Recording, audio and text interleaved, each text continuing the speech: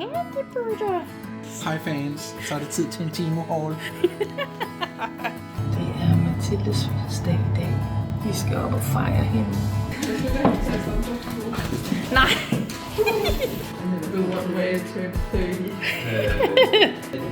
You're my favorite asshole.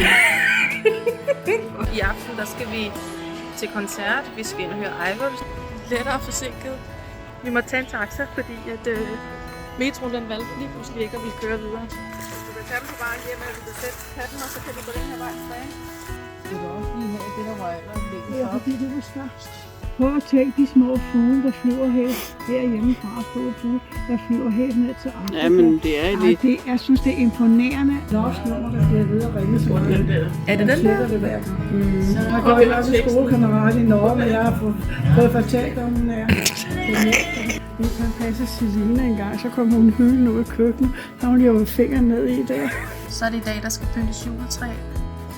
Vi lige skulle have tjekket det, før vi hængte deroppe på juletræet. Men det er sjovt, du siger det, for jeg tænkte også på det. Så er der kun pynte her, Cecilia, så er det bare vi danser kun i den ene side.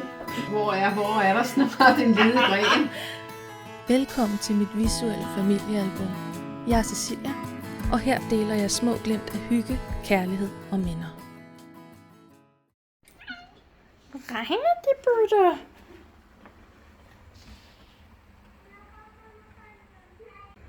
Og solen skinner, Bert. Ja. Hej, Molly. Ej, hvad siger du? Hvad siger du? Nå. Ja. Ej, Molly. Kan du komme ned, du?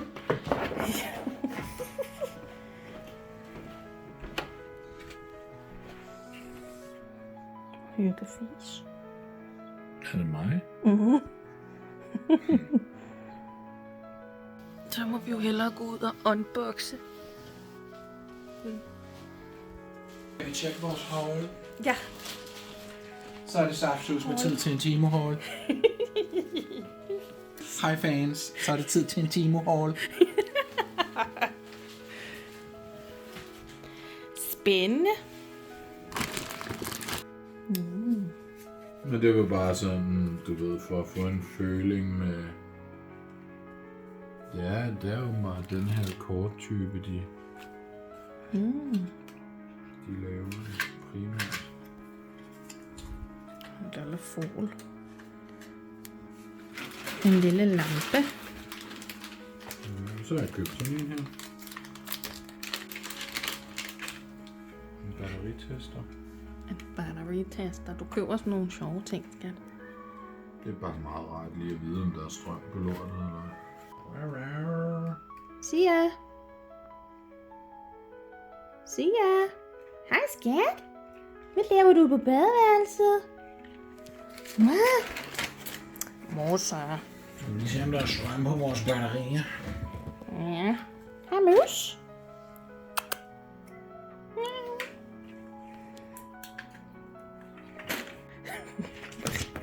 Morse.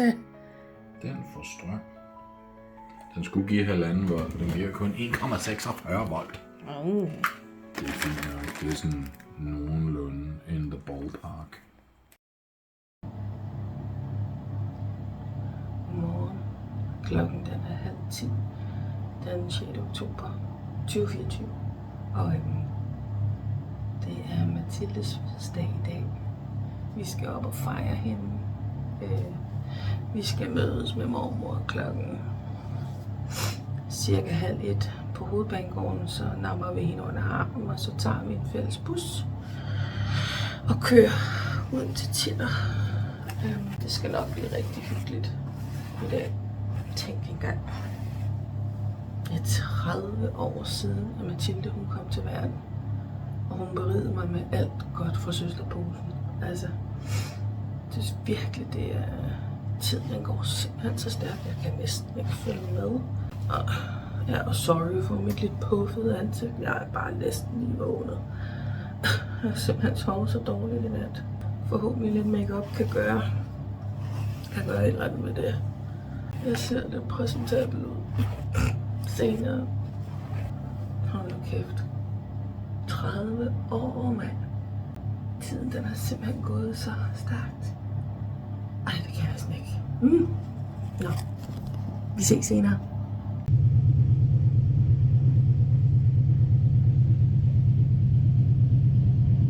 Se.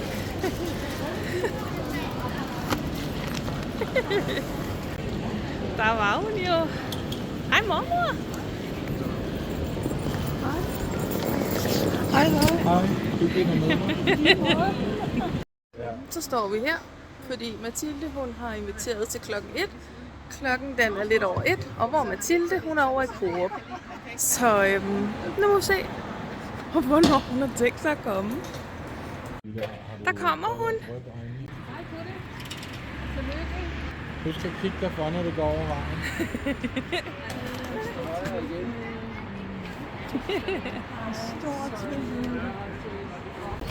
Er der en af buserne, der ikke er til tunge?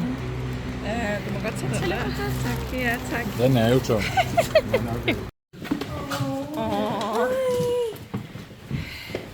Hej, Musby.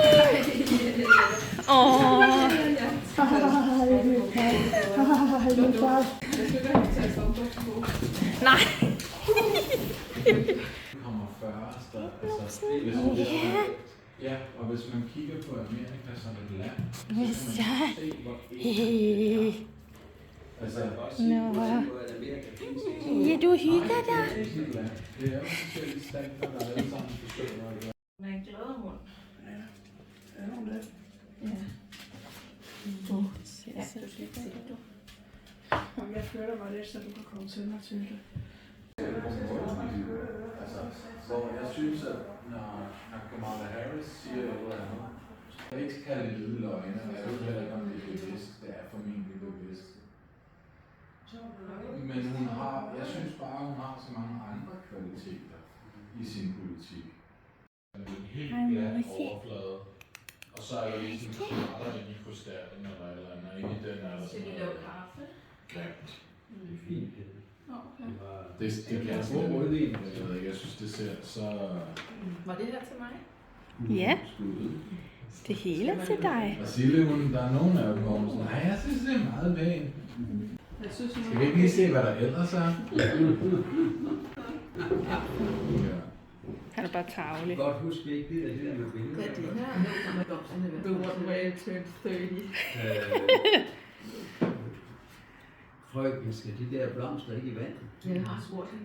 Nej, det skal de ikke. You're my favorite asshole. Okay. You're my favorite asshole. Tak. Velkommen. Hvad har du fået? Altså, vi forstår jo ikke det der indforstået sprog. Hvad er det? Det er en nøgenring.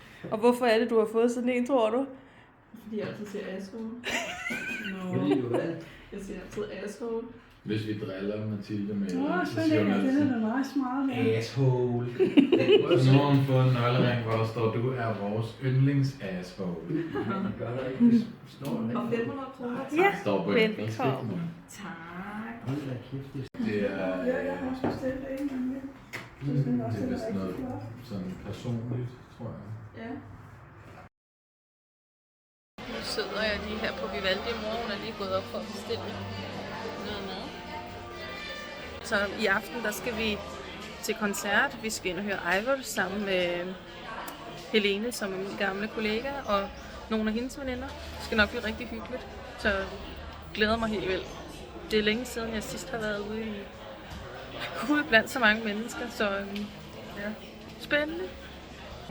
Der kommer hun der med sodavanderne. Så er der bestilt mad. Værsgo. Tak. Lækkert. Værsgo til det. Tak. Det var omvendt. Nå. Jeg siger værsgo, og så tager de selv. Nå. Skål, mor. Skål. Cheers. Ved du hvad? Det er der hun hælder cola ind i, så kan vi se, hvor meget snyd der er i en, ikke? Fordi der kommer lidt cola, kommer der vand. Lidt cola og lidt vand. Ja, ja, og så er de også fyldt op med Ja. is. Nå. Så Nu går vi mod Store Vega. Ja. Skal vi til koncert? Kan vi? Let's go, mor. Let's go. Let's do it. Let's go. Let's go. Er du med? Ja. Off we go. Lettere forsinket. Men vi må tage en taxa, fordi at metroen den valgte lige pludselig ikke at ville køre videre. Der har været en brandalarm, der var blevet aktiveret på en af metrotogene. Så nu vil vi gå ind og høre Ejva. Den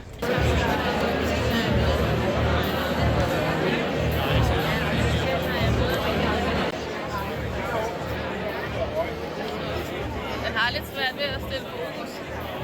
Men nu er vi klar til koncert. Ikke? Fedt. Ja, vi kom frem, vi nåede det. Nu glæder vi os. Nu må vi godt gå på scenen.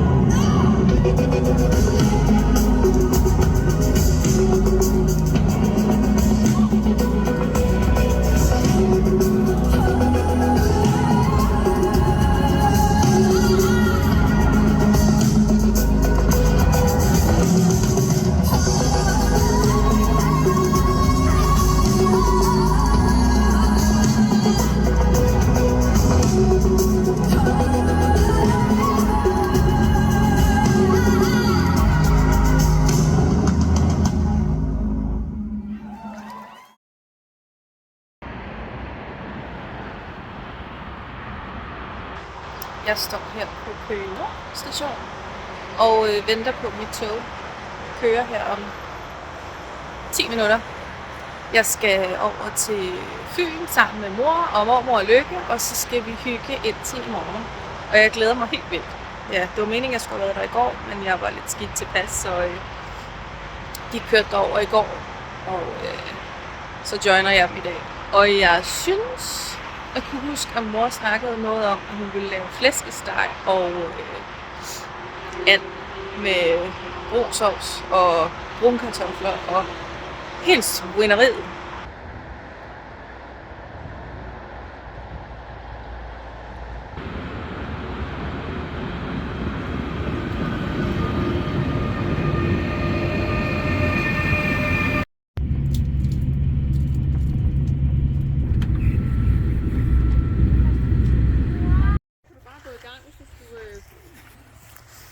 Hvis du skulle savne os.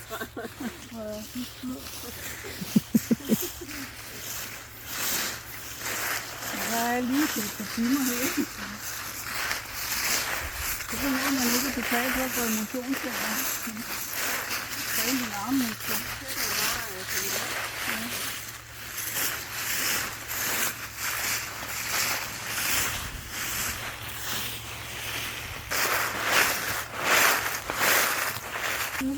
Der er masser. Du kan tage dem på vejen hjem, eller du kan sætte katten, og så kan du gå den her vej tilbage. Hvis det er. Jeg er ikke røg. Nej, vil vi gå den vej tilbage, så tager jeg dernede. Jeg skal lige kigge det ned her, fordi der er altså æbler, man kan hedde, hvis man krydder.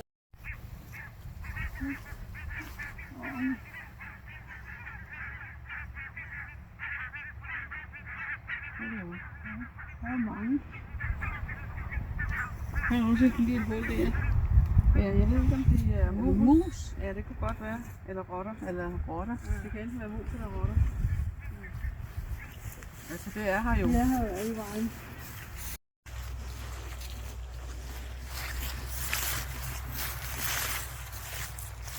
Nu skal man se. Har du fået slukket? Det ser man.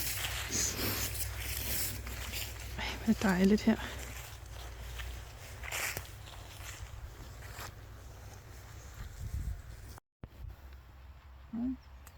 De holder linjen. Ja.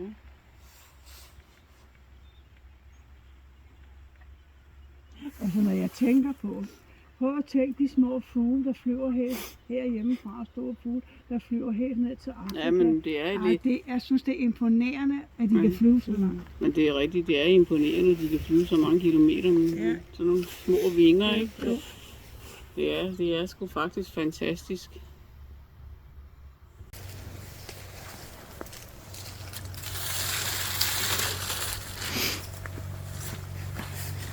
Jeg hjælper. Jeg vil helst have de store. Jeg går over på den anden side, og der er også over på den anden side, har jeg set. Der står mor. Så er de på æblerov.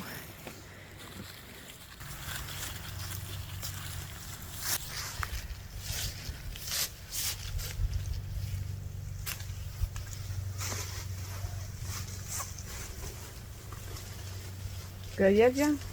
Nej. Åh.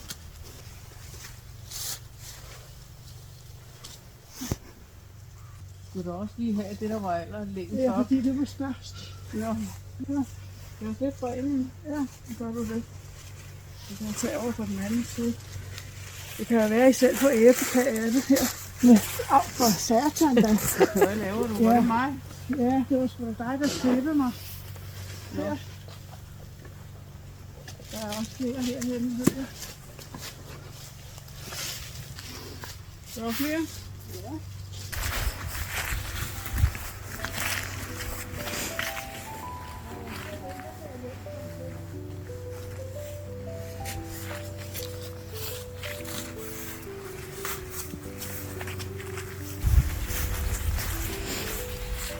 Og der er nogle store nogen heroppe. Ja. Her, mor. Det var revne. i revnene. Og der er her. Og her.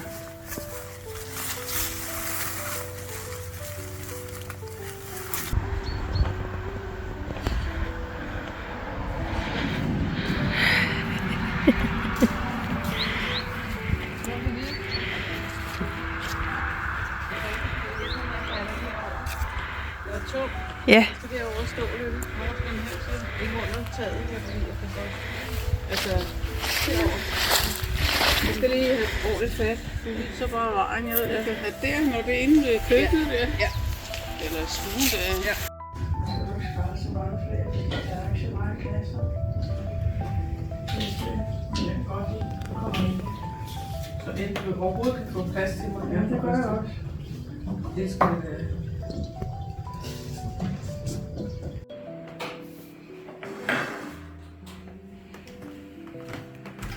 Så er der med.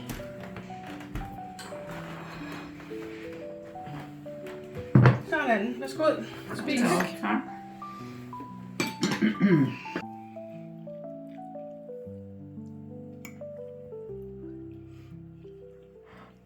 Jeg kan også godt lide. Hvad er det for en? Pink Floyd. Hvad? Floyd? Nå, Pink Floyd. Ja.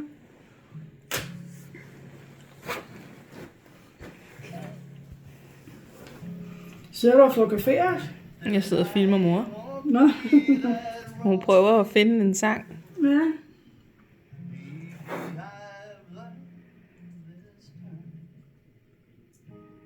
Der er to, mens min telefon ligger, der er to numre, der har ringet til mig. Jeg kender. Der er et norsk nummer, der bliver ved at ringe til mig. Den der. Er det Jeg den tjekker der? det hver gang. Jeg har godt nok en skolekammerat i Norge, men jeg har fået fortalt, om hun er. Det er næsten, hun kan ikke være hjemme. Ja, det ved jeg selvfølgelig. Min mor lover at ringe til alle. Så de må tage telefonen fra hende. Så er moren skal til stille. Lene skal høre den der. Mor, hun snakker. Jeg har så fået at vi skal holde kæft, og så nu snakker jeg for meget, og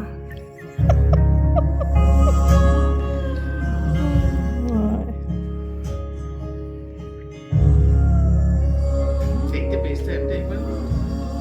Godt få den der i dag. Jeg kan ikke rigtig bassen. Kan I høre det?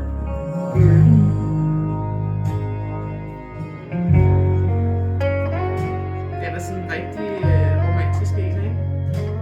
Vi kunne få et rigtig lækkert surround-anlæg her. Ja, det har du ret i. Det havde vi faktisk i gasopgaven. Kæft en lyd, man kan blive der med 4 højtalere, ikke også? Ja, for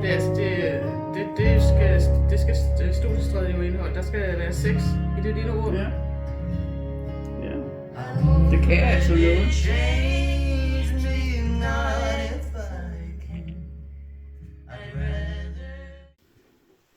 Off we go. Hjem mod Sjælland.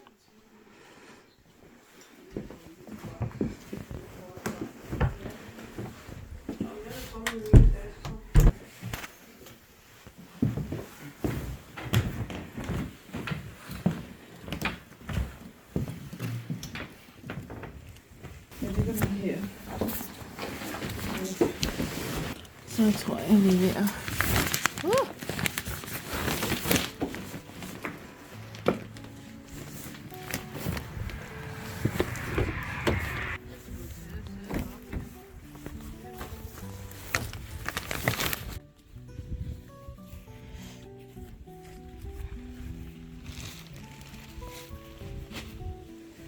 Så er det hjemme af.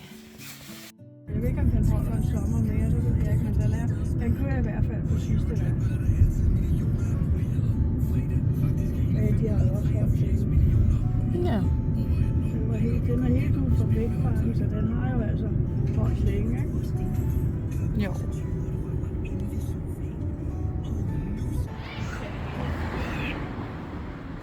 Men der er der mange forretninger. Er det? Der er der. Der er sgu da en helt god karriere for forretninger. Så går vi en tur ind og kigger. Ja.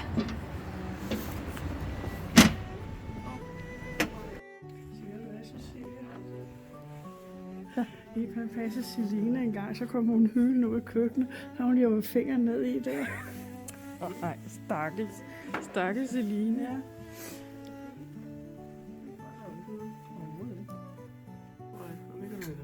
Du får en stik med køkken. Ja.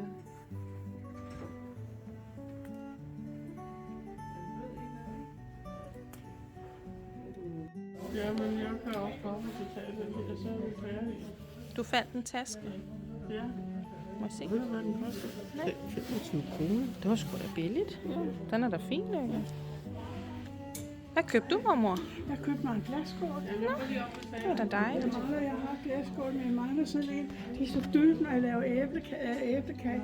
De er for dybe, altså. Nå, Jeg har købt sådan en, der er lidt mere flad. nå, det var da dejligt. Ja. Ja, mor hun er lige ude og snakke i telefon, så vi venter lige her. Nå, okay, jeg kunne godt se, om de er ud med telefonen. Ja.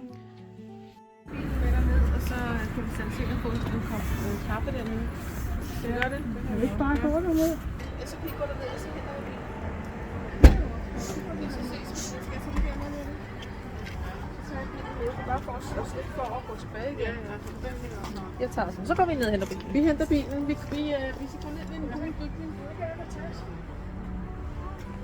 Så går vi ned og henter bilen. Skal jeg tage noget? Hvad skal jeg tage? Jeg skal bare tage koden.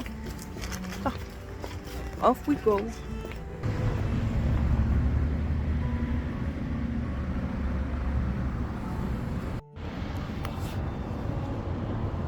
Altså, hvis I skal have frokost, så må I spise det. Jeg skal ikke have noget. Men jeg skal have det. Så er der kaffe.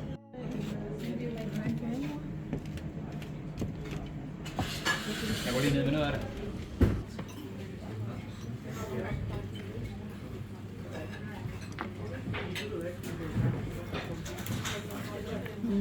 Og der er også en fin kop. Lækkert. Godmorgen. Herfra Hyundai.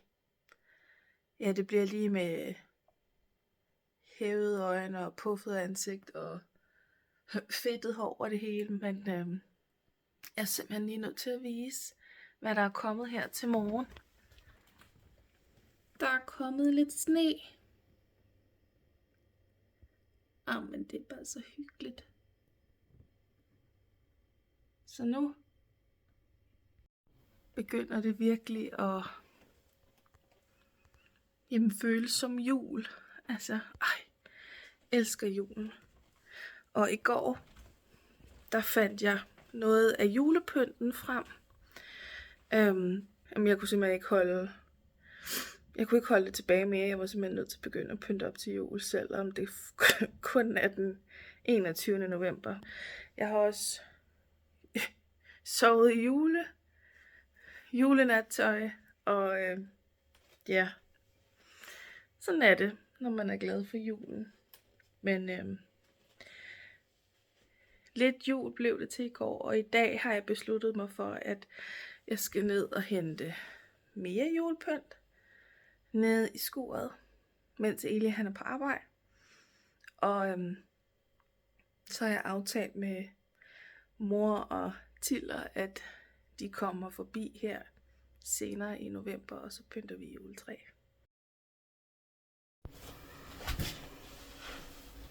Nå, jeg var nødt til lige at tage et bad. Jeg synes virkelig, jeg trængte til det. Men nu vil jeg tage noget overtøj på, så vi går ned og hente julepynten. Jeg glæder mig sådan til at få det op. Jeg kan virkelig mærke i år, der er julestemning. Jeg synes, de sidste par år, fordi jeg har ligget syg med stress og alt det, der er kommet med deri, at jamen, hele juleglæden og al julestemningen og bare generelt hyggen og alt det, det har bare været pist væk for mig. I år, der har jeg besluttet mig for, at der er den her. Og jeg kan mærke, at den er her også nu. I morges snede det, men nu er sneen, den er ligesom, den er forsvundet. Solen er kommet frem, og det virker som om, der er kommet lidt mere varme på udenfor. Men det skal ikke afholde mig fra at hente julepynten, så off we go. Nu skal vi lige have nøgler til hytten. Og nøglerne ned til skuret. Så.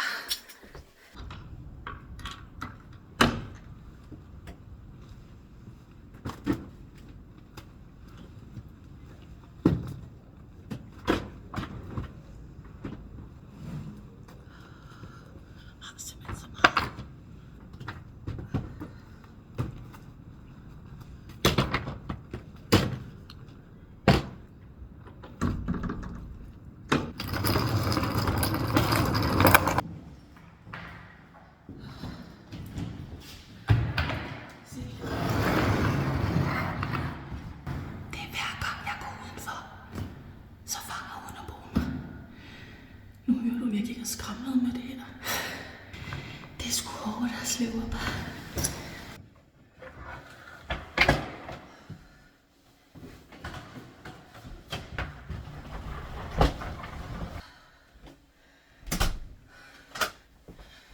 Okay, se. Ej, det er tungt. Jeg skal simpelthen i bedre form. Men de vejer altså også et halvt ton.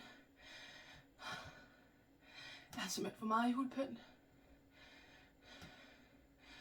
Jeg lovede ellers mig selv, at jeg ikke skulle købe noget nyt i år, men jeg kommer til at købe lidt smule.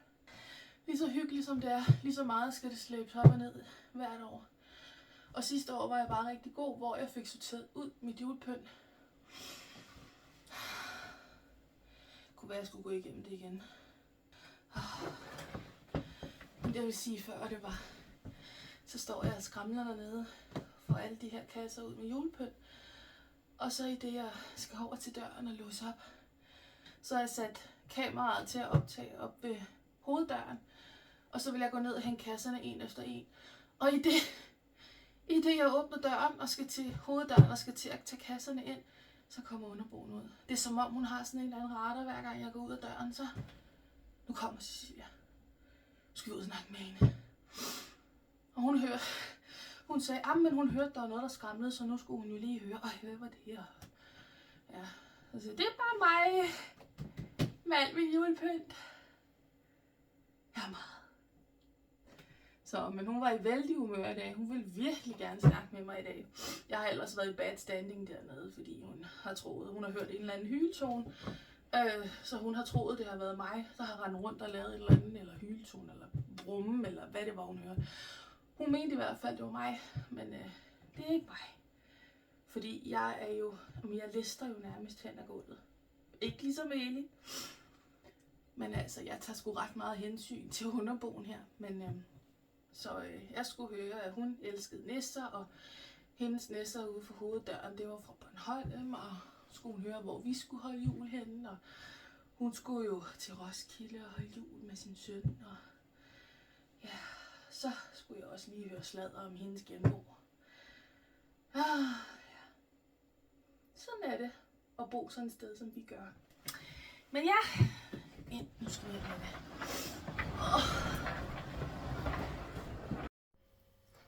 Lyset er da helt forfærdeligt i dag. Nå, nu har jeg fået bolden op, så jeg bruger det. Nu skal vi prøve at se, hvad der er hernede i saverne. Og vores nissehuer. Nu er det jo jul, ikke? Så. Skal den sidde på den anden side?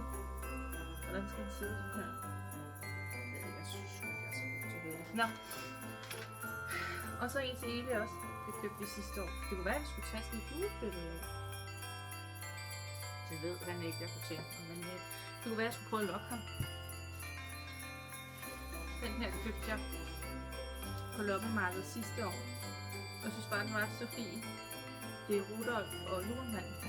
Men dengang jeg købte den, der havde Rudolf ikke sin røde Rudolf-næse. Så den malede jeg på, for jeg synes, det skulle være Rudolf. Kan den ikke lige stå her? Hvad så, Butte? Er det spændende? Hej, Mulle. Hvad har du? Jamen, okay. Ja, se. De er fine, græs. Og den her. Den kan jeg bare huske fra min barndom af. Den havde mine forældre stående. Altid stående fremme hver jul. De havde den faktisk stående oven på den her julebuk. Så for mig at se de her to sammen, det er jul. Nå, nu vil jeg i gang med at pynte op.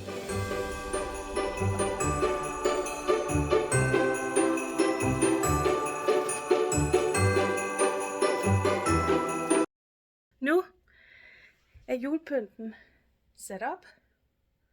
Og ikke nok med det. Så da jeg stod op i morges, så var der bare sådan en snelandskab. Altså, det var bare Winter Wonderland. Det var bare... Det er perfekt timing, altså.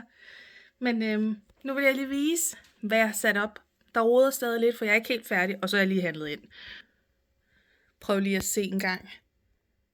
Og ænderne sidder dernede under træet og venter på, at duerne smider noget ned til dem, så de kan få lidt at spise.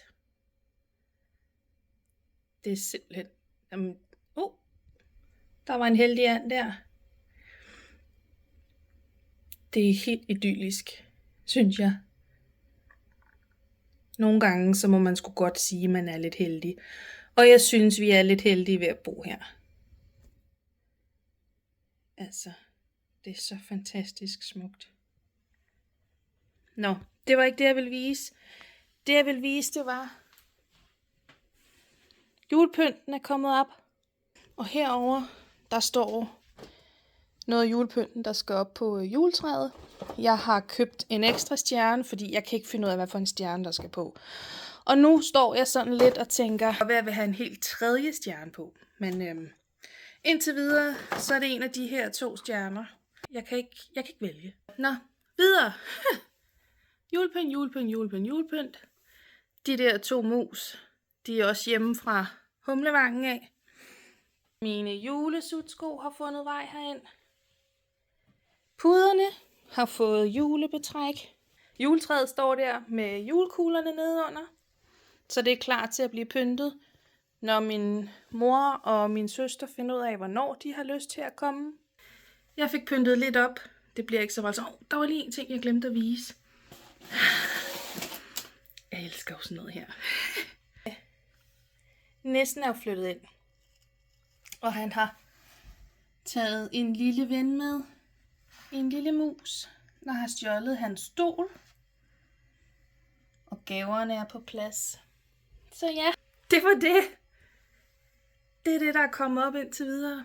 Så lidt ude på badeværelset og en lille smule inde i soveværelset, men primært inde i stuen og i køkkenet. Jeg elsker det. Nu kan julen bare komme ind. Nå. I dag, der skal jeg i gang med at sætte juletræet op. Fordi i morgen, der kommer min mor og Mathilde og hjælper med at pynte juletræ. Vi har en tradition hvert år, hvor vi plejer at pynte juletræ sammen. Bare for at gøre et eller andet til en tradition. Så prøver jeg at holde lidt fast i det. Jeg elsker alt.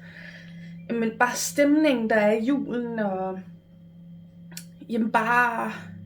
Jeg synes bare, det er så hyggeligt, og det må bare ikke blive glemt i al den stress, og og job, og alt sådan noget. Så det er det, jeg skal gøre i dag.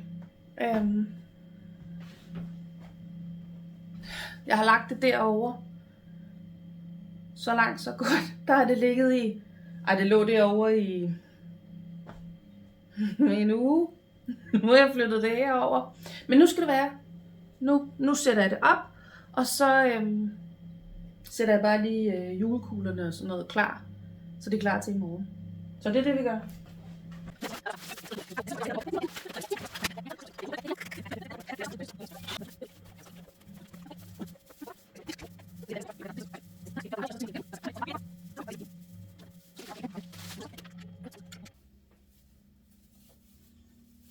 Og heroppe, det er bare at bøje det ned. Så er vi der snart.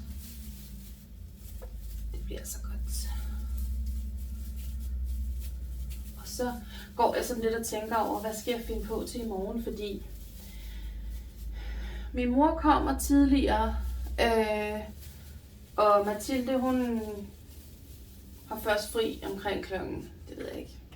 Hun er jo normalt fri der ved 4-tiden, ikke? Men jeg spurgte hende, om hun ikke kunne se, om hun kunne gå tidligere, det sagde hun ja til. Så det håber jeg. Og mor, hun er jo over på Fyn i øjeblikket, så hun har sagt, at hun går omkring klokken 1 eller sådan noget. Alt 2. Og så er hun vel her omkring klokken 3 eller sådan noget. Så vi lige kan få nogle timer sammen inden aftensmaden, og så, ja, så er det sådan. Men det jeg tænker på, det er, hvad skal jeg finde på? Jeg har nogle æbleskiver, det kan jeg putte i ovnen. Tada! Så blev jeg færdig med det. Ja, der mangler lidt hister her. Men det kan jeg jo også altid rette ud i morgen. Nu tænker jeg lige, at jeg tager støvsuger træet, og så er det egentlig klar til i morgen. Halløj. Nå, så er det i dag, der skal pyntes juletræ. Der er lidt ændringer i planerne. Mathilde, hun er blevet syg, så det er kun mor, der kommer og pynter op. Hun er på vej. Jeg tænker, hun ringer her lige om lidt, når jeg skal ud og hente hende. Hun ringer faktisk nu. Jamen, dem her har jeg købt op i Bilka. Også dem. De er skidesmarte, fordi så er der sådan et hul til hver af de der julekugler der. Ja, så ligger de sådan. Det er smart. Ja. Så er det sådan nogle, jeg skulle have. 2, hvis det er. Nej, men det kan du jo tænke på til noget juleinspiration. I stedet for sådan noget rod, jeg har. Ja. Hey, du er hurtig. Du kan godt lide poser. Det er dejligt. Ja.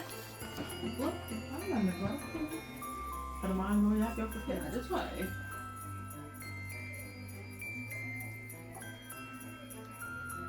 Det sidder der, vil sige. Det kan også være den her, måske mangler batteri. Kunne det godt være? Godt være, at vi lige skulle have tjekket det, før vi hængte det op på juletræet. Nå, det var da en lille detalje. Minor detail. Prøv med vi det skal der. prøve den her først, ikke? Ja. Fordi så skal man måske ikke hænge den her op, før vi er sikre på, at de andre fungerer. Nå, der er et eller andet her. Det er derfor. Jamen, det er rigtigt på den her.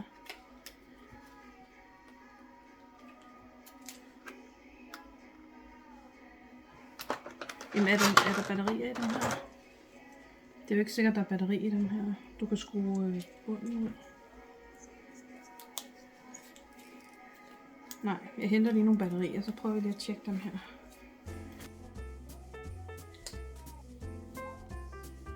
Se. Nu bæres lyset frem. Der sker lidt noget. Jo, skal jeg så ikke lige tage dem her af, så de ligger dem? Jo, så må jeg lige tjekke dem. Hvor skal jeg lægge dem henne? Bare læg dem derovre. Så ved vi lige, at... Og det var den, der var til der, ikke? Og det er mus. Har jeg også nogle gange prøvet det der med hvad hedder det, lyskæder. Ja. Og så de lån også det her. Ja, heldigvis med dem her, så er det jo sådan noget, hvor man lige kan tage dem af på, ikke? Mm. Jeg kan bare huske, at jeg købte dem her, og jeg var simpelthen så træt af altid at skulle slås med den der lange ledning. Jamen det er også rigtigt. Det er en rigtig god idé. Prøv at se her, nu skal jeg prøve at vise dig noget, jeg har købt. På hovedgangen. Nu skal jeg prøve at vise dig. Og åbne skabet. Det er jo batterierne. Er det smart? Det er smart, det er så typisk. Kommer ADHD-hjernen frem, hva'? Så var der en udsendelse i går hende, der havde ADHD. Nej. Den der familie. Nej. Hvad er det for en? Ja, et eller andet med hjælper til roet eller sådan noget, hvor de kommer Nå ud. ja, jo, hvor jeg de har kommer set ud hende. og hjælper folk, som, altså de der familier, hvor der... Ja, hvor de meget har brug for hjælp til at... Og hun har så ADHD. Ja. Og det var også sådan meget systematisk. Nogle steder, andre steder var enormt rodet. Men det var også det med systemer og sådan noget. Men det er jo også det, der er ved det. Med nogle ting, så er jeg jo enormt struktureret. Og så med andre ting, så er det bare... Du kan jo selv se med sådan noget der, ikke? Det er jo noget, hvor jeg sådan her i min sygemelding har tænkt, jeg er nødt til at få lidt styr på noget af alt det der. Men det er meget smart, for så er der både til små batterier og store batterier og sådan noget her. Altså, det var der nogle gode knuder, du har lavet her, hva'? Men der er noget, der er dernede i, og så i de 2 kasser der, den ene, der står på gulvet. Så tager jeg de. Det er hjemmefra det her, hva'? Det kan jeg se med mine snore her. Det er det helt sikkert. Ej, den er også god, den her mor. Jeg skruer lige op.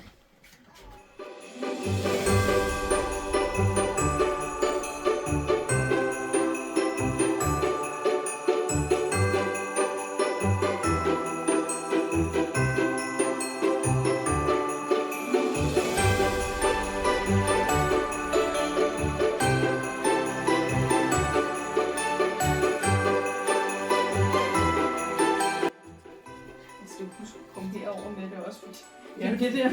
Det er sjovt, du siger det, for jeg tænkte også på det. Så er der kun pynte her, Cecilia, så er det ikke bare her. Så vender man ind mod væg. Så hvis der var, man skulle, danse om, ups!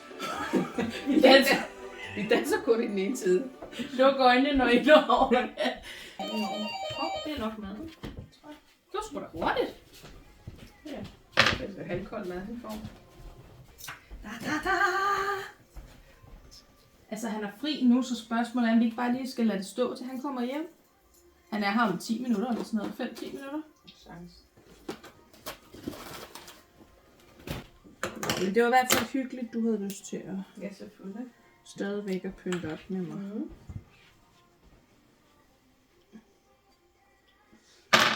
Det her lidt ud. Batteriet sidder fast. Skal du hisse? Der sidder fast.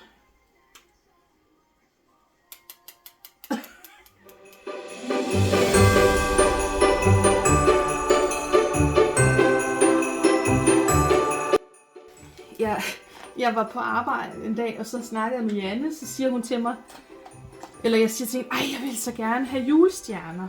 Sådan nogle flettede julestjerner på juletræet. Så siger hun, mine piger kan flette dem. Så siger jeg, må jeg betale dine piger lidt for at flette dem til mig?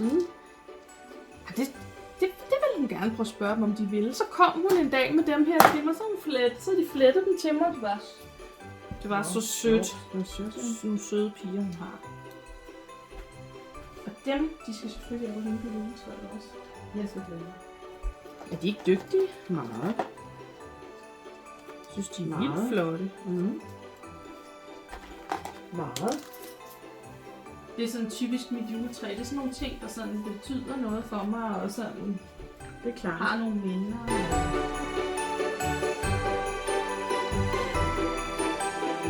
Jeg følger jo hende der er flyttet ind i mormors gamle hus. Ikke? Ja. Hun har lige slået op i morges, at de har jo haft nogle vandskader og sådan noget, og nogle rør og sådan noget, der er gået, så varmen i gulvet er gået. Ikke? Nu har de lige fået at vide i morges, de har sådan noget sildebensgulv. Så har forsikringen sagt, de kan ikke bare lægge det på ny, de skal rive hele gulvet op. Så det skal have et helt nyt gulvsvagt. De skal have et helt nyt gulv. Er det fint hus så? Altså, jeg synes faktisk, det er blevet rigtig fint noget af det, de har lavet. Sådan med badeværelser og sådan noget. Det var, altså det der grønne badeværelse, jeg synes, det var så fint. Og det er jo på mode igen med de der retro badeværelser. Ja. Det har de jo fjernet. Det er jo hvidt i hvidt og gråt nu. At de har lavet en dør ud fra der, hvor vi plejede, når vi var til juleaften og sådan noget, der hvor vi sad og spiste aftensmad. Så har de ligesom slået et hul i væggen og lavet en trappe ud og en dør ud til terrassen og sådan noget. Så der er også noget, der er blevet bedre, kan man sige. Og så har de jo et stort soveværelse dernede i gildesalen dernede, ikke? Ja, det er godt nok et stort soveværelse. Ja. Prøv at se dem, du står og hænger op der, ikke? Ja. Dem her. Det er nogen, Eli har købt til mig. Det er også meget fint. Han kom han hjem med en dag inden fra Tivoli, så han købte den til mig. Jeg tror, jeg bedst, jeg kan lide den første. Eller er det lige her? Eller den første lige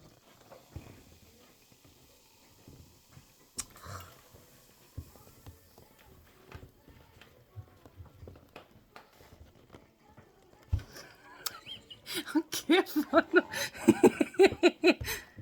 Altså. Så du, hvad han gjorde?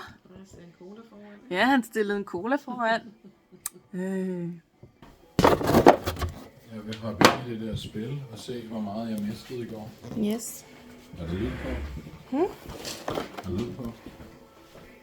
Ja da. Jeg har ikke ret til at bruge min stemme. Jeg har ikke brug for ret til den. Okay, hej. Der har fået Mathilde, det her. Har du det? Den er flot. Hvad er det for noget? Der er elefanter på. Ja, den har også fået Mathilde. Den er også fin. Hvor man skal. Hvor er der snart en ledig gren? Hvor er der snart en ledig gren henne, skat? Ja, sådan er det, når Gertrud Sand ruller sig ud her.